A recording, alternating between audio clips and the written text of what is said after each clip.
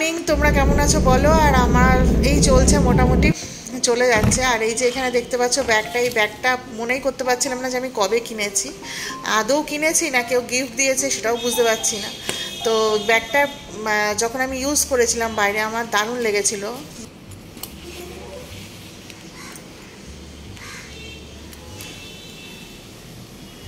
জন্মাষ্টমীর দিন কিন্তু প্রত্যেকবার একটু হলেও হালকা হলেও বৃষ্টিটা হয়, এইবারও হয়েছিল।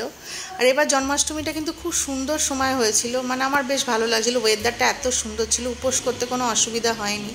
তা তোমরা কিরম করে জন্মাষ্টমী পালন করলে বলো। এখানে তো দেখো কচুগুলো নিয়ে আমি আর কি হালকা জলে সিদ্ধ করে জল ঝরিয়ে রেখেছি।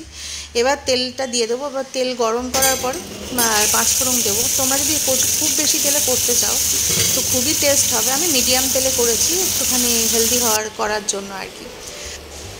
কচু মোচা এগুলোও কিন্তু কাটতে গেলে একটু হাতে কালো দাগ হয়েই যায় আর কি, কষকষে দাগটা, যেটা অনেকে সর্ষের তেল দিয়ে কাটে বা তারপরে কাটার পরে লেবু দিয়ে ওঠানোর চেষ্টা করে।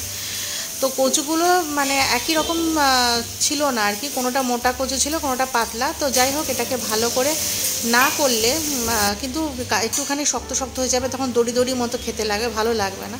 তো আমি এটাকে নুন হলুদ দিয়ে দেবো, এবং যেহেতু জন্মাষ্টমী কিছুটা সন্দক লবণ ছিল সেটা আমি এর সাথে ইউজ করে দিচ্ছি। তো আমি নুনের কোটোতেই রেখে দিয়েছিলাম। এরকম পুজোর যদি কিছু রান্না করি, যদি এক্সট্রা বেঁচে যায়, তো আমি রান্নাঘরে নিয়ে আসি এবং রান্না যে নুনের আছে তার সাথে আমি মিশিয়ে দিই।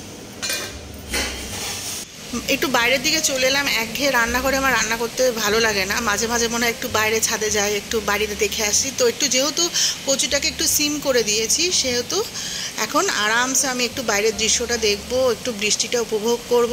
বৃষ্টি কিন্তু খুব ভালো লাগে ইদানিং দেখছি, কারণ এই বছরে যা গরম পড়েছিল তাতে আমার মনে হয় প্রত্যেক দিন বৃষ্টি হলে বেশ ভালো। কিন্তু হ্যাঁ, চাষাবাদের জন্য সেটা অবশ্য খারাপ, বেশি হয়ে গেলে তখন বন্যাতে অনেক ধান টান নষ্ট হয়ে যাবে গ্রামে যারা চাষ টাস করে। তো দেখো, এক বাটি নারকেল নিয়েছি, খুব পাতলা পাতলা করে কেটে নিয়েছি, আর একটা হচ্ছে দুধ, যারখানে অনেকটা সর আছে আর কি। তো আমি একটু দেখে নেব যে আমি কতটা কচুটা হলো। তো নারকেল আর দুধটা একসাথে মিক্সিতে বেটে নিয়েছিলাম, যেটা একটু বাদেই আমরা দিয়ে দেবো।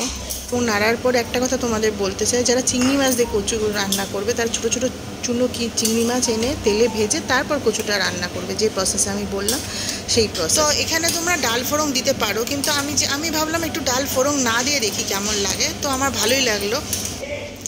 আসলে যার যেমন করে রান্না করে সুবিধা, কোনো ইয়ে নেই যে এরকমভাবেই করতে হবে। তো একটুখানি আদা, দুটো কাঁচা লঙ্কা আর একটুখানি মৌরি দিয়ে আমি বেটে নিলাম। বেটে নিয়ে এটা বেটে দেবো, কিন্তু এখন কিন্তু ওই মশলাটা দেবো না, তার কারণ হচ্ছে মৌরি আর আদার যে ফ্লেভারটা না, সেটা বেশিক্ষণ থাকবে না। সেদিনকে ইডলি মেকারে ইডলি বানাচ্ছিলাম, কিন্তু সিটি পড়ছিল না, মানে ঢাকনাটা একটু লুজ ছিল, তো আমি ওপর থেকে একটু প্রেস করে দিতে তখন আবার সিটিটা পড়লো।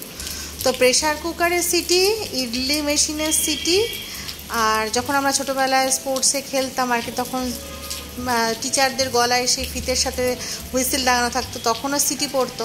যে সিটির শব্দ শুনে আমরা দৌড়ে যেতাম স্পোর্টসের কম্পিটিশানগুলো। তো সিটি অনেক রকম হবে, এমনকি অ্যাম্বুলেন্সের সিটিও শোনা যায় যখন রাস্তায় যায়, তখন ওদের তাড়াতাড়ি থাকে পেশেন্টকে নার্সিংহোমে নিয়ে যাওয়ার জন্য। তো এতগুলো যে সিটির কথা বললাম এটা ঠিকঠাক আছে, কিন্তু রাস্তায় বেরিয়ে যদি কোনো ছেলে সিটি মারে কোনো মেয়েকে, তখন কিন্তু সেটা খুব বিরক্তিকর আর অস্বস্তিকর হয়ে যায়। চলো আবার রান্নাঘরে যাওয়া যাক। এখানে দেখো আবার সে আদা, কাঁচা লঙ্কা, মৌরি বাটাটা দিয়ে দিলাম। খুব সহজ রান্না, কোনো অসুবিধা কিছু নেই। তেল, পাঁচফোড়ন, একটু নারকেল দুধ দিয়ে বাটা, এই সবই মশলা, একটু চিনি, একটু তার সাথে ওই মৌরি, কাঁচা লঙ্কা, আদা বাটা, এইসব দিয়ে নামে লাস্টে একটুখানি ঘি দিলাম। ঘিটা তোমরা ইচ্ছা মতো দিতে পারো, কেউ বেশি দিতে পারো, কেউ কমও দিতে পারো, কেউ না দিলেও চলবে।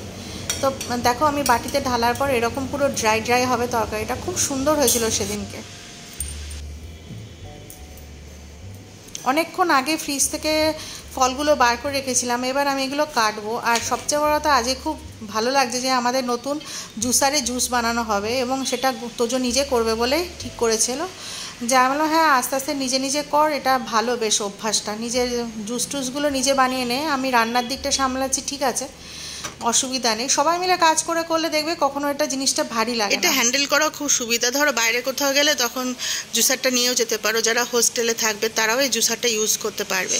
তো দেখো ডোরেমনটা কিনেছিলাম দমদম স্টেশন থেকে। আর এইখানে দেখো তোজোর একটা ছবি, যেখানে দেখবে সাদা দাড়ি গোপ আছে, এটা কিন্তু আমি তুলো দিয়ে বানিয়েছিলাম এবং ও রেখেও ছিল, ছোট ছিল কিন্তু ও রেখেছিল, খুলে ফেলেনি, এর জন্য প্রাইজও পেয়েছিল।